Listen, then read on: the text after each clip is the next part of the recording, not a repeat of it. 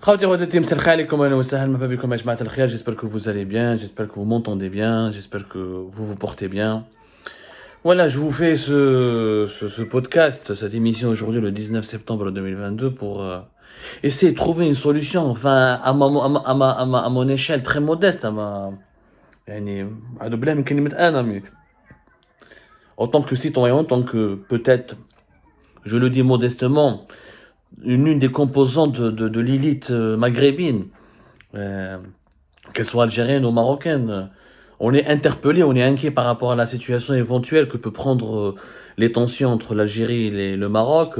Tout à l'heure, j'avais diffusé une émission qui a fait beaucoup réagir nos lectrices et nos lecteurs, nos téléspectatrices et nos téléspectateurs, concernant le plan qui a été actionné par les autorités algériennes pour empêcher la venue de Mohamed VI, le roi marocain à Alger, lors du prochain sommet des chefs d'État de la Ligue arabe, prévu le 1er et le 2 novembre prochain.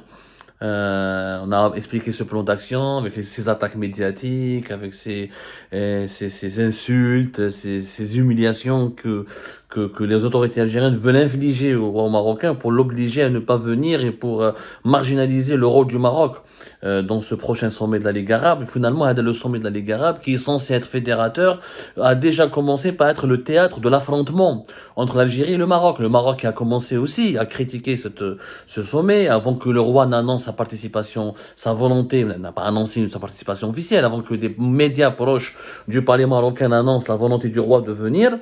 Il y avait les autorités marocaines, notamment le chef de la diplomatie marocaine, qui avait critiqué un peu la tenue du sommet de la Ligue arabe à Alger, qui avait demandé des preuves d'efficacité, qui a semé le doute donc sur l'efficacité et la pertinence de ce sommet, ce qui a d'ailleurs irrité les autorités algériennes qui ont riposté en diabolisant encore davantage le Maroc, en envenimant encore davantage les relations entre les deux pays.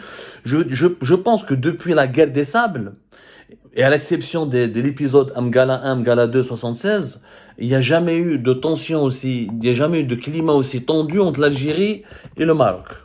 Je dis en toute clairité,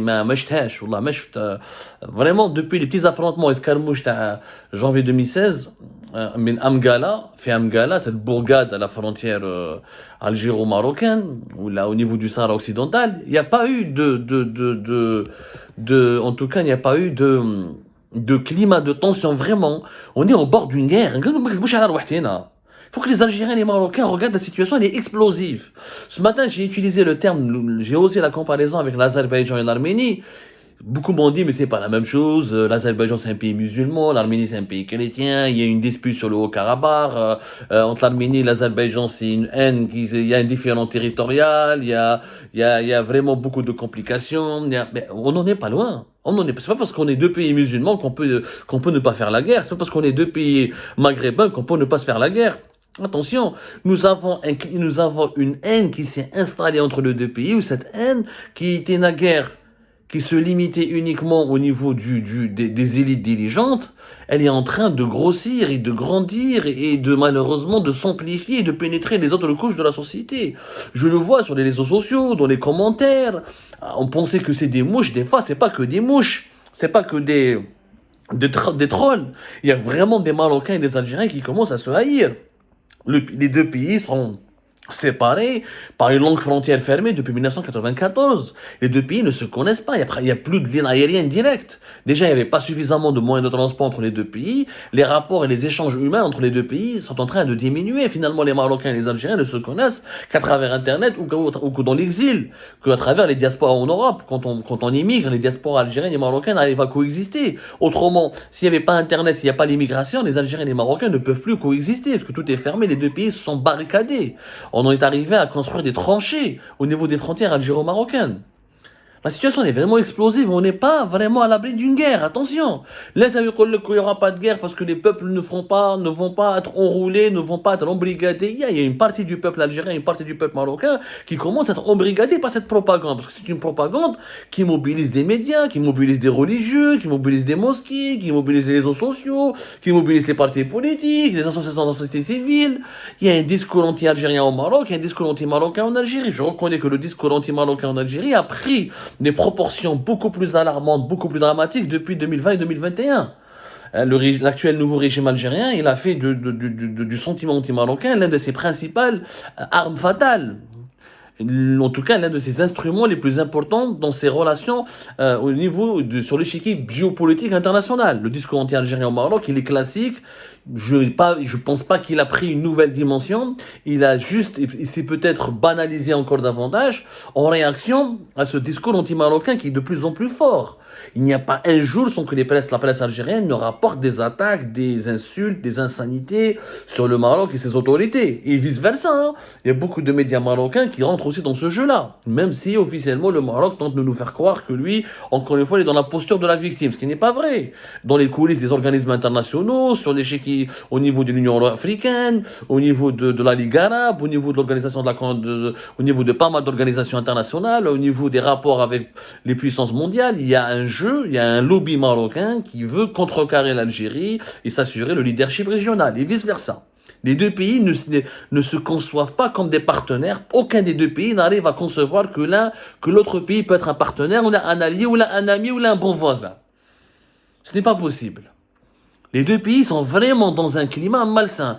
Attention, c'est vrai que le Sahara occidental peut facilement provoquer une petite guerre entre l'Algérie et le Maroc. Je parlais à quelqu'un tout à l'heure, un observateur des relations algéro-marocaines, un observateur averti, qui m'avait dit, Abdou, c'est possible que pour conjurer toute cette haine, et pour se débarrasser et crever l'abs une fois pour toutes, peut-être qu'il voudrait qu'il y ait des affrontements entre les deux armées, avec quelques morts. Peut-être là, le traumatisme va pousser les deux pays à s'accepter mutuellement, comme l'Allemagne et la France.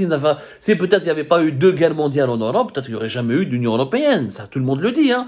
Beaucoup d'historiens ils disent que l'Union européenne n'aurait jamais pu être construite s'il n'y avait pas les ravages et les massacres des deux guerres mondiales. Est-ce qu'il faut qu'il y ait une guerre entre l'Algérie et le Maroc pour que les deux pays se réconcilient définitivement et s'acceptent et essayent d'éliminer leur malentendu? La question se pose aujourd'hui avec acuité. Parce depuis l'indépendance warwa, mis à part quelques épisodes dans les années 90, début des années 90, les années 80, quelques épisodes sur le début du premier mandat d'Abdelaziz Bouteflika, toute l'histoire des relations algéro-marocaines, tensions, menaces de guerre, guerre froide, guerre médiatique, coups bas dans les coulisses des organismes internationaux, offensives médiatiques, c'est vraiment très dur. C'est vraiment très très très dur. Mais bon, je sais pas comment ça va se régler. Moi, j'ai une proposition. Je pense que il n'y a qu'une... Pour le moment, le seul pays qui a proposé ses services pour être un bon intermédiaire, c'est l'Arabie Saoudite, qui a vraiment tout fait pour pouvoir être l'intermédiaire entre l'Algérie et le Maroc. Mais je pense que l'Arabie Saoudite ne pourra pas jouer ce rôle. Je pense que la seule puissance qui a les moyens, qui a les outils, qui maîtrise les vocabulaires et le langage des deux pays et qui peut ramener les deux dirigeants de ces deux pays autour d'une même table pour négocier un compromis et la paix et un retour à une relation normale, c'est la France. La France doit absolument assumer sa responsabilité historique. La France accueille les deux grandes diasporas, la diaspora algérienne et la diaspora marocaine. Elle entretient des relations importantes avec le Maroc comme avec l'Algérie. Elle est fortement présente au Maroc comme fortement présente en Algérie. C'est l'ancienne puissance colonisatrice historique, même si la colonisation en Algérie était différente du protectorat français au Maroc. Mais la France, elle connaît bien le Maghreb. C'était son berceau historique. Malheureusement, il y a eu beaucoup de déchirements, beaucoup de crimes, beaucoup de sang et de diffusion de sang. Mais la France maîtrise le Maghreb et le Maghreb restera toujours attaché à la France. C'est inévitable. Entre la France et le Maghreb, c'est une relation, ce sont des relations c'est une interpénétration, il y a une interpénétration et les relations, et l'histoire a fait en sorte que la France et le Maghreb se sont condamnés à rester liés. Mais la France, vu le réseau diplomatique dont elle dispose, vu sa proximité avec le régime algérien et sa proximité avec le palais marocain, même si en ce moment, les gens n'arrivent pas à le comprendre, mais en ce moment, la France a beaucoup plus de contacts faciles avec l'Algérie qu'avec le Maroc, parce que le Maroc, depuis qu'il a normalisé ses relations avec Israël fin de l'année 2020, et depuis qu'il a approfondi ses alliances avec Israël et son rapprochement avec les États-Unis d'Amérique et d'autres pays occidentaux, il bombe le torse, il ne veut plus de ce lien de subordination avec la France. Et tant que la France n'a pas voulu reconnaître officiellement et définitivement la marocanité du Sahara, la France a du mal vraiment, le Maroc est en train d'essayer de s'émanciper de l'influence française. Je pense que la France a beaucoup plus de facilité à avoir de l'influence en Algérie qu'au Maroc. C'est ce que même les Algériens n'arrivent pas à comprendre. C'est pour ça que Emmanuel Macron mise davantage sur la réconciliation algéro-française que sur un partenariat renforcé avec le Maroc. Le Maroc donne l'impression qu'il n'a plus besoin de la France. Et d'ailleurs, le Maroc essaie plus de se rapprocher de l'Espagne, de la Grande-Bretagne, de l'Allemagne et des autres pays de grande puissance que de la France. Mais la France a une carte à jouer. La carte pour elle qui peut la repositionner sur le Maghreb, c'est la réconciliation algéro-marocaine. Un sommet officiel de réconciliation entre l'Algérie et le Maroc doit être organisé en France et par la France. Si la France veut retrouver son prestige, son influence et son efficacité dans la région, elle se doit de réconcilier les deux pays. Parce qu'elle dit que la fameuse théorie que la France est toujours puissante quand il y a la zizanie entre les deux pays, ça ne marche plus. Ça ne marche plus. Les Marocains aujourd'hui n'ont plus besoin des Français. Ils ont les Israéliens, ils ont les Américains, ils veulent avoir les Allemands et les Espagnols.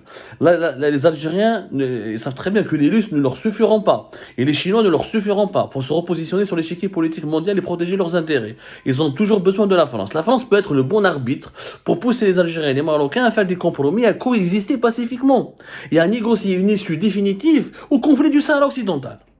L'ONU a prouvé son efficacité. L'ONU, c'est un mastodonte, elle a beaucoup de conflits régionaux à gérer, c'est un monstre de l'administration, c'est vraiment trop compliqué, c'est paralysé par les droits de veto, par les influences des uns et des autres. L'Union africaine, elle peut, mais elle a d'autres problèmes, et elle est noyautée aussi par des problèmes régionaux partout en Afrique. Le Sahara occidental, la France peut s'en occuper. L'Espagne ne peut pas s'en occuper parce que c'était l'ancienne puissance colonisatrice. Il y a des difficultés à assumer son passé colonial. La France, qui assume de mieux en mieux son passé colonial aujourd'hui, elle peut vraiment servir d'arbitre et d'intermédiaire entre l'Algérie et le Maroc. Il suffit juste de le vouloir. Il suffit juste d'œuvrer pour cela. Et si le Maroc et l'Algérie vont vers une guerre, la France sera la première perdante. Ces tensions algéro-marocaines vont être exportées sur le territoire français. D'ailleurs, elles sont d'ores et déjà en train de miner la France. Les conflits entre l'Algérie et le Maroc, au niveau des mosquées, au niveau des associations religieuses, des associations de quartier, au niveau de l'élite française de la Maghrébine, il y a un conflit terrible. Et la France, elle est prise en otage. Chef Emmanuel Macron, il est vivement critiqué par des lobbies proches du Maroc parce qu'il s'est beaucoup plus reproché de l'Algérie et il n'a pas voulu céder au niveau de la pression marocaine concernant la reconnaissance définitive de la marocanité du Sahara. Lui-même, Macron, il est pris en étau. La France, elle est prise en étau. Elle est entre le marteau et l'enclume. Donc, la France a intérêt à régler définitivement cette histoire. Mais vraiment pour aller de l'avant. Pour essayer je sais pas, la paix au Maghreb arrange les intérêts de la France. La paix au Maghreb signifie que les entreprises françaises pourront plus investir, plus d'exportation, plus d'échanges économiques et d'échanges commerciaux, et surtout une paix au Maghreb, c'est la sécurité régionale. La Méditerranée occidentale, sa sécurité repose sur l'équilibre des forces entre l'Algérie et le Maroc, et entre une bonne entente entre l'Algérie et le Maroc. Avec un Sahel qui est brûlant, où toutes les autres pays, où la Russie essaie de se positionner, où la Turquie essaie de positionner, où même au Mali, on voit que l'Iran essaie d'intervenir. La France déjà est confrontée à une rude concurrence, à beaucoup de plans de guerre diaboliques et machiavéliques avec les autres puissances mondiales. Si elle arrange les choses entre l'Algérie et le Maroc, elle peut aspirer à un développement économique harmonieux et qui sera profitable pour elle et pour les Maghrébins. La France doit absolument assumer sa responsabilité. Si elle laisse faire encore les tensions algéro-marocaines, ces tensions vont se creuser de plus en plus, de jour en jour, jusqu'au jour où il y aura des affrontements militaires.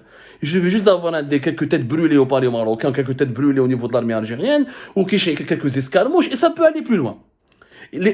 À l'exception de la France, toutes les autres puissances vont être d'accord, vont trouver leurs intérêts dans une guerre avec l'Algérie et le Maroc. Les États-Unis et les Israéliens vont vendre plus d'armes aux Marocains et vont armer les Marocains contre l'Algérie, parce que l'Algérie est l'allié de la Russie. Les Russes vont trouver leurs intérêts parce qu'ils vont armer l'Algérie et vont essayer d'instrumentaliser l'Algérie dans leur lutte contre leurs ennemis occidentaux. La Chine va trouver son intérêt parce qu'un Maghreb désuni, ça va favoriser les Chinois qui vont investir dans la reconstruction du Maghreb d'après la guerre. Le Qatar et la Turquie, ça les arrange, un Maghreb désuni, affaibli par les guerres et les tensions, parce qu'il est beaucoup plus facilement colonisable et beaucoup plus facilement plus facile à pêcher pour le mettre sous l'emprise de l'influence turque, etc.